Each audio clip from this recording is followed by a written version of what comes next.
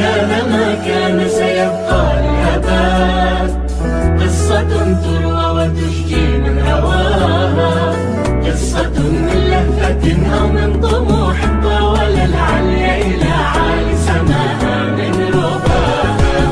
كانت الرحلة في جنح الليالي، كانت الرحلة في ثقل الجبال، كانت الرحلة إرهاق وصبر وعظيم من دموع ومآسي لن نقاسي، غير أن النور في خط النهاية كان محفوظا بتاريخ الحكايات، كان شيئا هائلا حتى الغواية، كان حبا وجمالا وعطايا، غير أن النور في خط النهاية كان محفوظا بتاريخ الحكايات، كان شيئا هائلا حتى الغواية، كان حبا وجمالا وعطايا.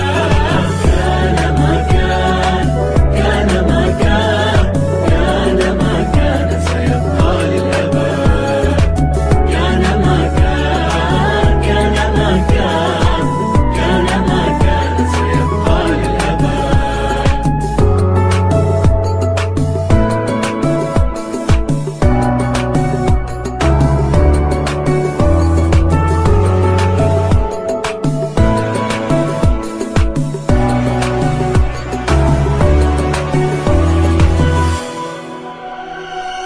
كان ما كان وكافحنا بقلب، فتح الأشواق للدرب بحب، وأنار الصبر فينا أي درب، وحكى اللمس عن ماض بعيد لنعيد.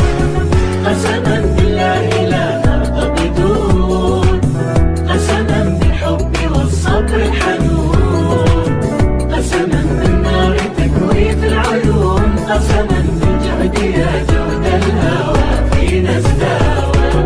وهنا في آخر السكة لاحا نور إنجاز على الصدر استراحا، أشعل الأفراح فينا وأباحا، الحب والإحساس والصبر الجميل.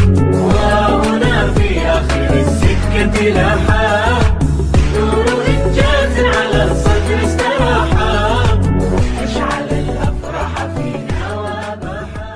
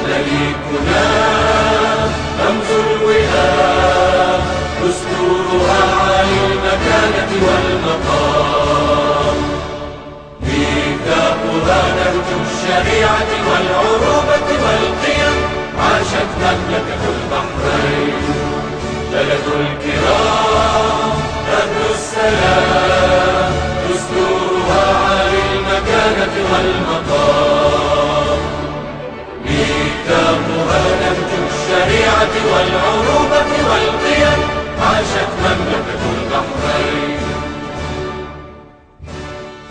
عضوات مجلس إدارة جمعية رعاية الطفل والأبوة، الحضور الكرام، يا هلا ومرحبا ونرحب بكم في يوم القطار، هذا اليوم المنتظر والذي يعني لنا الكثير جميعا، نجاحات بالتميز بعد مسيرة مليئة بالمثابرة والجد والاجتهاد والصبر.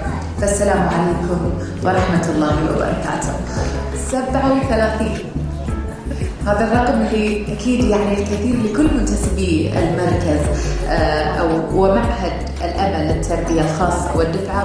خير ما نستهل به حفلنا على عطرة من الذكر الحديث يتم على مسامعكم الطالب محمد سمير موسى، وهو مسابقة الكشافة للقرآن الكريم. يا هلا يا محمد. الرحمن الرحيم. اقرأ باسم ربك الذي خلق الإنسان من علق. اقرأ وربك الأكرم الذي علم بالقلم علم الإنسان ما لم يعلم. لطالما كانت كلمة الأمل هي الكلمة المرتاحة، ولطالما كانت هي خارطة الطريق، لأن الأمل العظيم يصنع الأشخاص العظماء، وما حد اليوم إلا فرصة للتدليل على ذلك. نحن اليوم نصدر ستار عن رحلة مليئة بالأمل الذي قاد للتقدم والتطور لدى أبنائنا الطلبة خريجي المعهد والمركز، واللي أظهروا الكثير من التقدم والتطور عبر مختلف مراحل الرحلة تحصيليا وسلوكيا. هذا اليوم بلا شك أنهم يستحقون تحية. خلينا نحيي أكثرهم.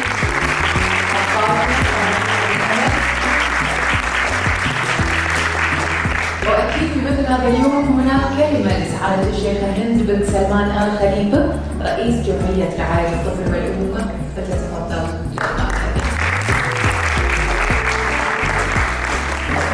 السلام عليكم، والله يصبحكم بالخير جميعا. أرحب بكم اليوم وأهنئكم بهذه المناسبة الغالية على نفوسنا جميعا. لا شك أن هذا اليوم يمثل اجتياز مرحلة مميزة في حياة الأطفال، مرحلة تميزت بالإنجاز، فلولا الأمل ولولا السعي ولولا المثابرة والمتابعة من المديرة وطاقم التعليم لما حققنا في هذا اليوم السعادة الكبيرة والابتسامة اللي أشوفها على وجوهكم. في مسيرة العام كان لنا وقفات ومحطات، أهمها تعاون المجتمع، وأيضا مبادرة الأهالي بتقديم ما ممكن أن يقدمونه للمعهد. ولا يفوتني بهذه المناسبة أن أشير إلى دعم شركة ألبا اللي قدمت لنا الكثير من تزويد وتجهيزات كانت ضرورية ونحتاجها. مرحلة التعليم مرحلة تتطلب الجهد، وأتمنى في السنوات القادمة أن يبقى وتكون جودة الإنتاج والتحصيل والمخرجات بهذا المستوى الذي نراه اليوم. وشكرا لحضوركم، وأرجو لكم وقتا ممتعا.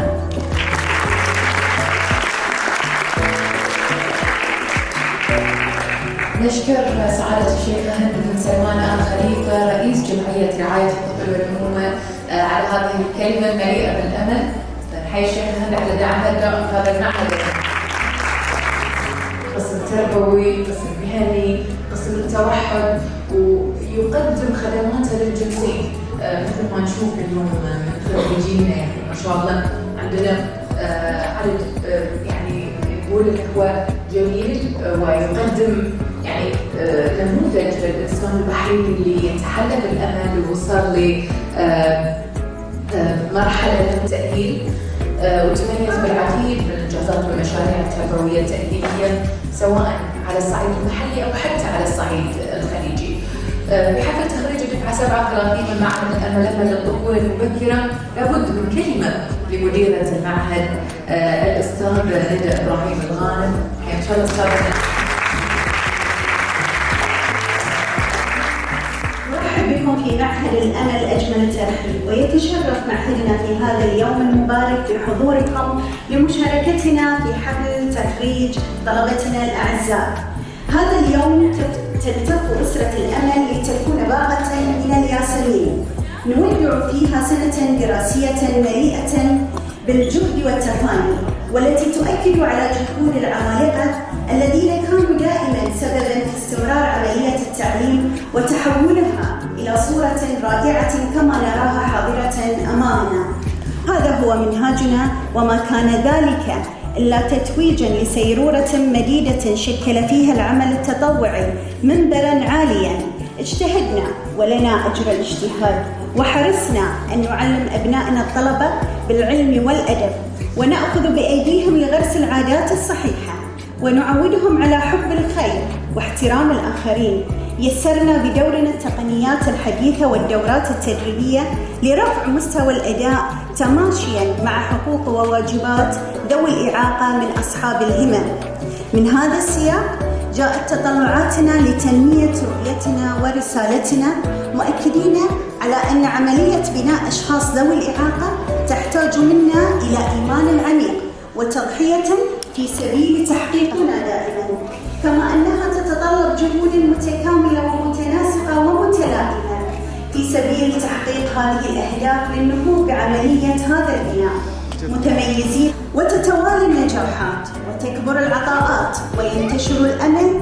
هذه الشعلة التي أضاءتها الشيخة لولوى بنت محمد الخليفة رحمة الله عليها، وكبرت وأسفرت عن العديد من النجاحات والإنجازات التي بدورها تعطينا المزيد من الهمة للمواصلة بتألق. فمنذ عام 1977 وبيت الأمل يشهد تطورا ملحوظا متدرجا لنمو المشاريع على كافة الأصعدة. كل هذه العطاءات والنجاحات ما كانت لتتم بهذه الحرفية التربوية التعليمية لولا الدعم والتوجيه المتواصل من قبل الشيخة هند بن سلمان آل خليفة، ومتابعة وتشجيع وثقة مستمرة من الأستاذة أمينة الجار، ودعم متواصل من قبل وزارة التنمية الاجتماعية. وهنا لا ننسب النجاح إلى شخص أو فرد، بل إلى مجموعة متكاتفة. فشكرا لأولياء الأمور الكرام الذين لم يألوا جهدا في سبيل التعاون معنا. شكرا إلى الإداريات الذين كانوا قدوة حسنة ومثالا للإخلاص والتفاني والإقبال على العمل. شكرا إلى كوكبة من المعلمات أنعم الله بهن على هذا المعهد. شكرا للداعمين والمساندين الذين ذللوا السعي لترسيخ دعائم مسيرتنا. شكرا لأسرة الأمل، فأنتم الجنود البواسل الذين حملتم على أكتافكم نجاح وتألق هذا الصعب. شكرا للأستاذة ميديا الرحيم، مديرة معهد الأمل التربية الخاصة، بتقديم هدية تذكارية لسعادة الشيخة بنت سلمان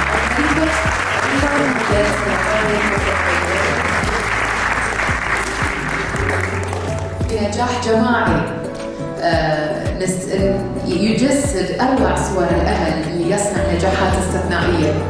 أولياء الأمور بالتحديد كانوا حجر الزاوية لتحقيق هذا الحلم، حلم أبنائنا وأبطالنا في المعهد، وبين اختلاط المشاعر بين الفخر والاعتزاز ودموع الفرح والابتهاج لابد أن نستمع لكلمة لأولياء الأمور، واللي اخترتوا أن تشاطرنا إياها نيابة عنهم السيدة زينب عبد الله النوالي، والدة الطالبة يقين علي معي.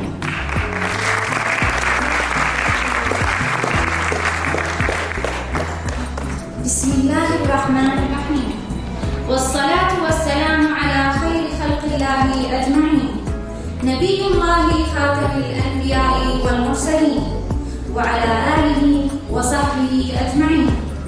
حضرة الشيخة هند بن سلمان آل خليفة، رئيسة جمعية رعاية الطفل والأمومة. حضرة الأستاذة الفاضلة ندى إبراهيم الغانم، مديرة معهد الأمل للتربية الخاصة. معلماتنا الفاضلات، أعضاء الكوادر الإدارية والهيئة التعليمية، أمهاتنا العزيزات، الطلبة الخريجون والحضور الكرام، أيها الحفل الكريم، السلام عليكم ورحمة الله وبركاته. فإنه من دواعي سروري وفخري واعتزازي أن أقف اليوم لأتحدث باسمي واسم أولياء الأمور، ونحن نحتفل بتخريج نخبة من ذوي الأمل. حبانا إياها الرحمن وشعلة تتخذ معرفة وأملا وعزيمة وعمل. نحتفل بعطاء آخر يكتب بالخط الذي يلقبون بذوي الهمم، لأنهم يرتقون بوطنهم إلى أعلى مراتب العلم والهمم. طلبة يقفون اليوم بين أحضان هذا الصرح العلمي المتميز الذي احتضن أحلامهم وطموحاتهم. يقفون ومن خلفهم أولياء أمور تكبدوا معاناة سلك طريق النجاح ليسطروا به أسمى إنجازاتهم في الميادين العلمية، متغلبين على ظروفهم القاهرة. وفي هذا الصرح الذي يضم نخبة من أولياء الأمور وأبنائهم الطلبة، لا أقف هنا وحدي، بل نقف جميعا لنقول شكرا لتخريج هؤلاء الطلبة المتميزين. شكرا لأساتذة ما بخلوا يوما بعلم، فكانوا نعم المعلمات اللواتي بذلن ما بوسعهن في تقديم خدمات تذلل صعوبات هذه المرحلة. ولا يفوتني هنا ذكرهن الدؤوب والمتواصل في إثراء المسيرة العلمية لأبنائنا الطلبة بكل من شأنه أن يصقل شخصياتهم وينمي مهاراتهم ويعزز من خطواتهم على دروب الحياة. يوم التخرج لابد أن يكون للخريجين كلمة، وهذه الكلمة هي من أكثر الكلمات اللي كلنا اليوم موجودين علشان نسمعها. خلونا ندعو الطالبة يقين علي معيوف، وهي الطالبة الحاصلة على المركز الثالث في مسابقة التقييم الكبرى للقرآن الكريم، والمركز الثاني في مسابقة مدارس الإيمان لإلقاء الكلمة. بسم الله الرحمن الرحيم. الشيخة هند بنت سلمان آل خليفة، رئيسة جمعية رعاية الطفل والأمومة. الأستاذة الفاضلة ندى إبراهيم الغانم، مديرة معهد الأمل للتربية الخاصة. معلمين الأفاضل، أخواننا الطلبة، أيها الحضور الكريم، السلام عليكم ورحمة الله وبركاته. نرحب بكم بكل أجمل ترحيب في حفل تخرجنا من معهد الأمل للتربية الخاصة. إن مشاعر الفرح اليوم يصعب وصفها بعد أن من الله علينا بتمام السنوات الدراسية في معهد الأمل. وفي الختام نشكر الجميع على حضورهم وعلى حسن مشاركتهم واستماعهم، متمنين لجميع الطلبة الخريجين التوفق في حياتهم.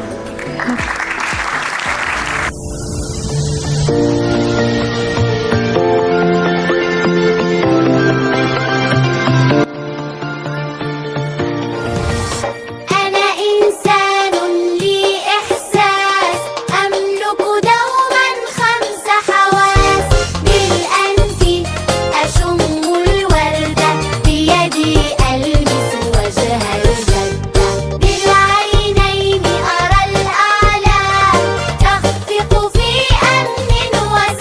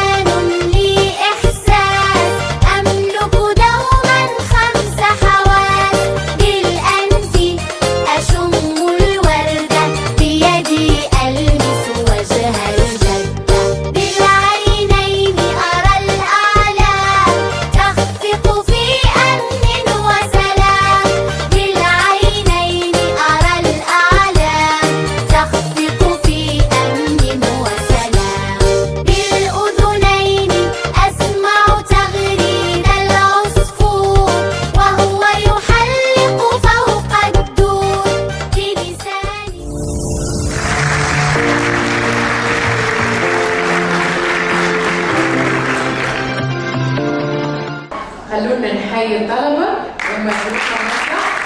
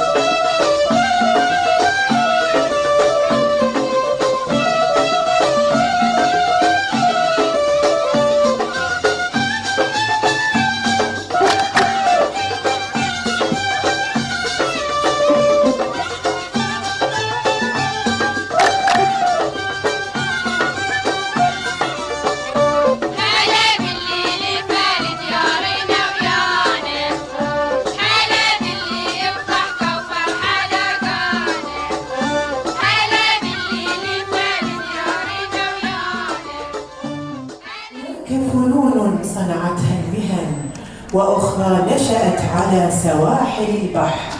المراداء فن ولد في ربوع البادية.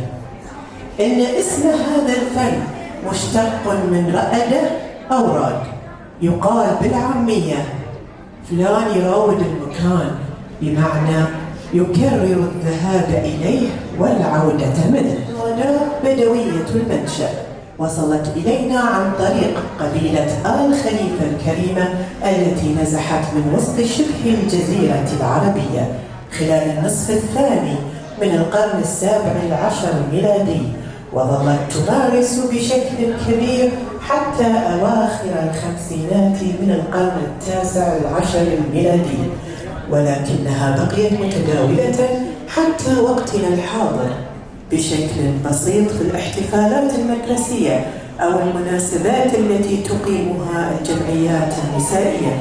والآن مع فقرة المراداء تقدمها تلميذات وطالبات معهد الأمل. كلمات المراداء من تأليف الأستاذة شريفة الزياني.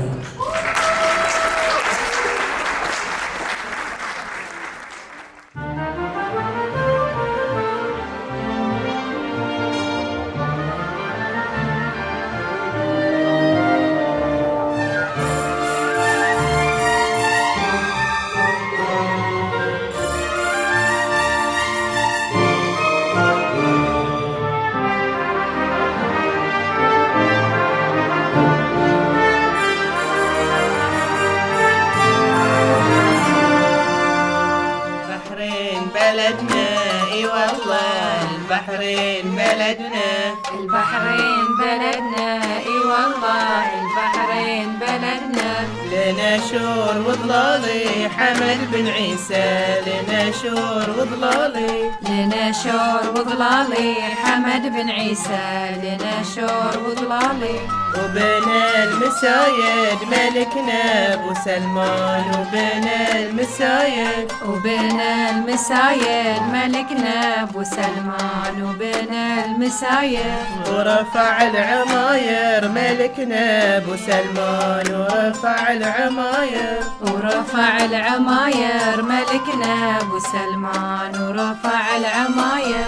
البحرين والملك رمز العروبة، البحرين والملك، البحرين والملك رمز العروبة، البحرين والملك. الشيخة لؤلؤة رمز العطاء والخير، الشيخة لؤلؤة، الشيخة لؤلؤة رمز العطاء والخير، الشيخة لؤلؤة. وتتبع خطاها الشيخة هند يلا، وتتبع خطاها، وتتبع خطاها الشيخة هند يلا، وتتبع خطاها. والشيخة عايشة معاها في المسيرة، والشيخة عايشة.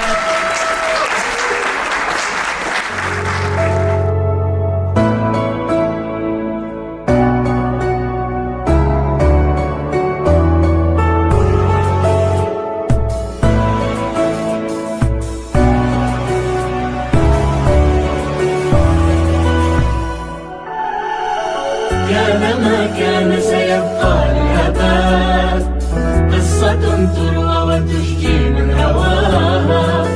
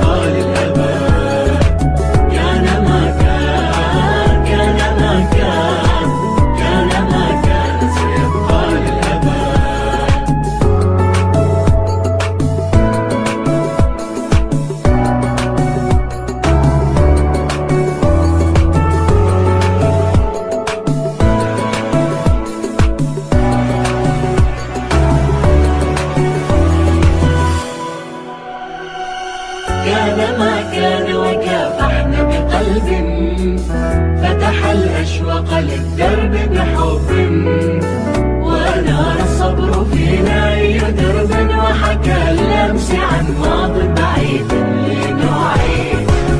قسما بالله لا نرضى بدون، قسما بالحب والصبر الحنون، قسما بالنار تكوي في العيون، قسما بالجهد يا جهد الهوى فينا ازداوى.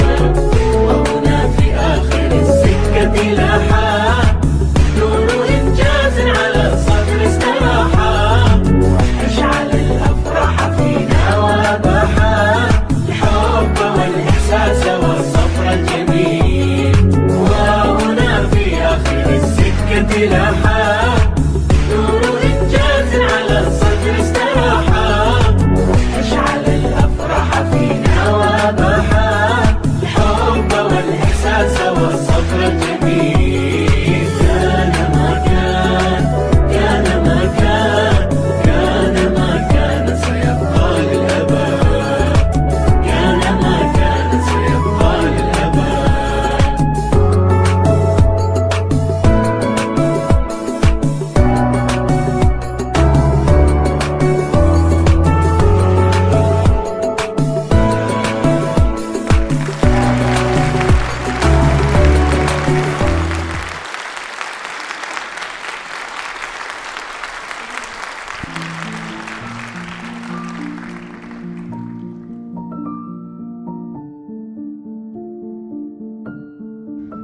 ما أروع تلك اللحظات التي قضيناها في معهد الأمل.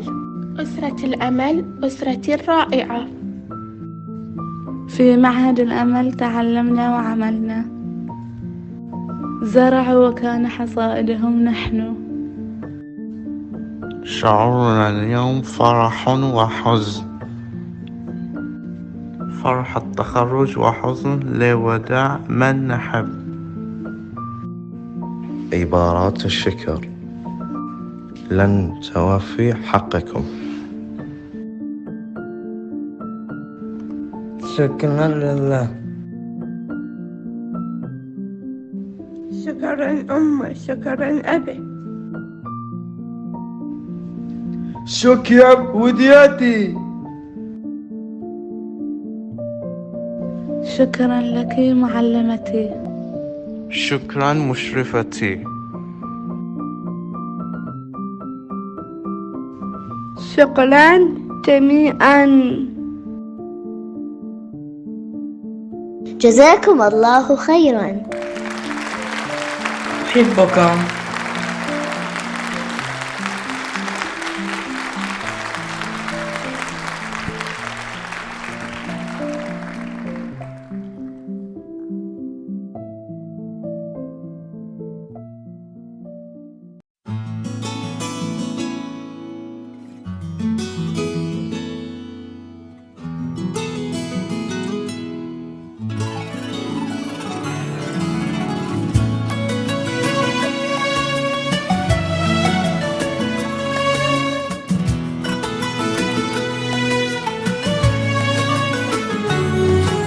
ندخل على الناس السرور، نزرع بساتين وزهور، ننشر أمل والمجتمع فينا فخور. أحلى شعور وبروح حلوة رائعين، عقلب واحد أجمعين، حتى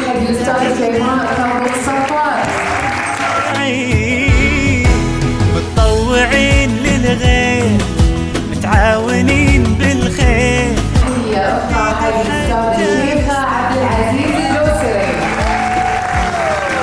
البذل عادتنا، منه سعادتنا، بالحب نغرس والحصاد كبير. يدخل على النبي حمد إبراهيم الشيبة. ننشر أمل والمجتمع فينا فخور. أحلى شعور روح حلوة رائعين، عقلب واحد أجمعين، حتى بتعبنا في البذل مستمتعين.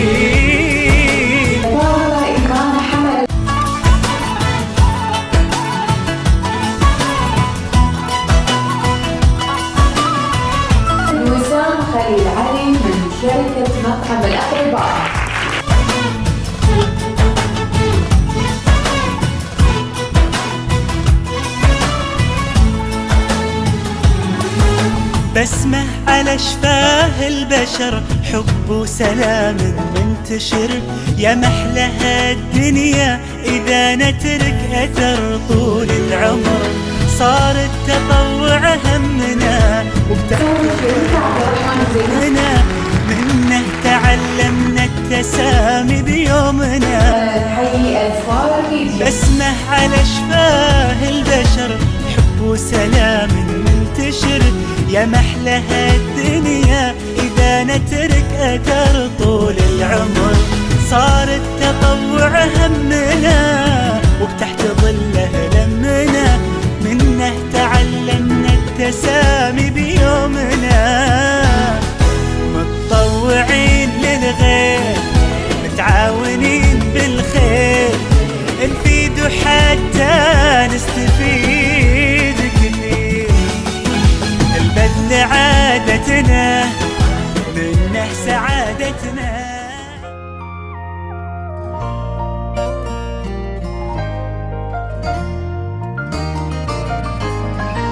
يا هلا بالحلم وينك من زمان، يا حالاتك وانت متحقق بدي.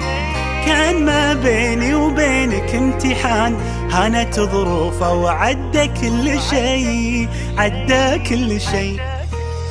يا هلا بالحلم وينك من زمان، يا حالاتك وانت متحقق بدي. كان ما بيني وبينك امتحان، هانت ظروفه وعدى كل شي، عدى كل شي. من نويتك وانت في بالي هدف، والسعي لك عمره ما يوم وقف. في حياتي ما تعودت صدف، ما يخيب اصرار نابع من شغف. من نويتك وانت في بالي هدف، والسعي لك عمره ما يوم وقف. في حياتي ما تعودت الصدف، ما يخيب اصرار نابع من شغف. معدني بظروفي الصعبة يبان، جوهري في داخلي له نبض حي. قصتي بافعالي يكتبها الزمان، كان يا ما كان بإصرار قوي، بإصرار قوي. معدني بظروفي الصعبة يبان، جوهري في داخلي له نبض حي. قصتي بافعالي يكتبها الزمان، كان يا ما كان بإصرار قوي، بإصرار قوي. من نويتك وانت في بالي هدف، والسعي لك عمره ما يوم وقف. في حياتي ما تعودت الصدف، ما يخيب اصرار نابع من شغف. من نويتك وانت في بالي هدف، والسعي لك عمره ما يوم وقف. في حياتي ما تعودت الصدف، ما يخيب اصرار نابع من شغف. 24 مهما تكوني، بنزرع أيام جمل ونحصد سنين. بنرسم البسمة وطن كل وقت وكل حين. خريجنا أكبر مثل، خطط وحاول ووصل، وبكل فخر بينذكر ب24. 24 مهما تكوني، نحصد سنين. خريجنا يا فرحته، انجاز ينور سيرته، وبالاخص دفعته 24. من نويتك وانت في بالي هدف، والسعي لك عمره ما يوم وقف. في حياتي ما تعودت الصدف، ما يخيب اصرار نابع من شغف. من نويتك وانت في بالي هدف، والسعي لك عمره ما يوم وقف. في حياتي ما تعودت الصدف، ما يخيب اصرار نابع من شغف. 24 مهما تكوني، بنزرع ايام جمل ونحصد سنين. بنرسم البسمة وطن كل وقت وكل حين. خريجنا أكبر مثل، خطط وحاول ووصل، وبكل فخر بينذكر ب24. كان ما كان سيبقى للأبد، قصة تروى وتشكي هواها. قصة من لهفة أو من طموح طول العلي إلى عالي سماها من رباها. كانت الرحلة في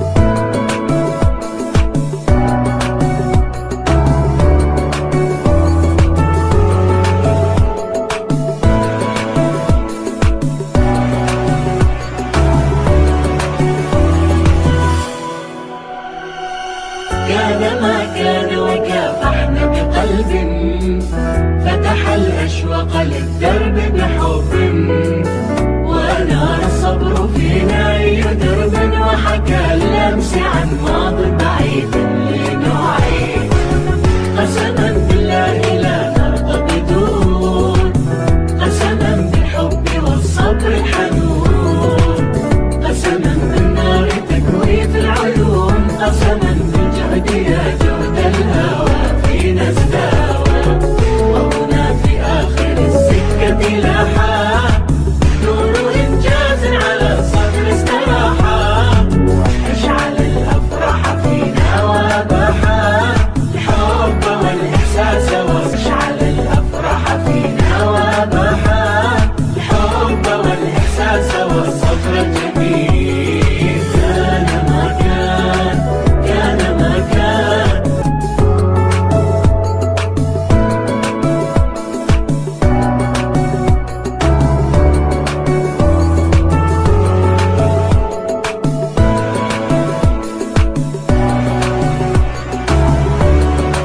كانت الرحلة في جنح الليالي، كانت الرحلة في ثقل الجبال، كانت الرحلة إرهاق وصبر وعظيم من دموع ومآسي لن نقاسي، غير أن النور في خط النهايات كان محفوظا بتاريخ الحكايات، كان شيئا هائلا حتى الغوايات، كان حبا وجمالا وعطايا، غير أن النور في خط النهايات كان محفوظا بتاريخ الحكايات، كان شيئا هائلا حتى الغوايات، كان حبا وجمالا وعطايا.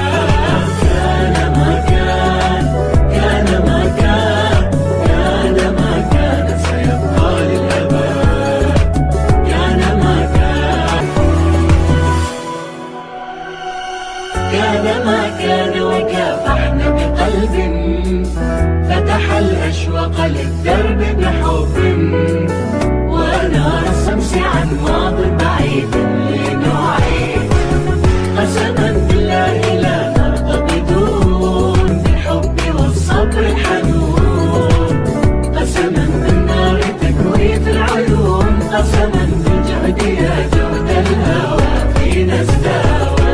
وهنا في آخر السكة لاحا نور إنجاز على صدر استراحا، أشعل الأفراح فينا وأباحا الحب والإحساس والصبر الجميل.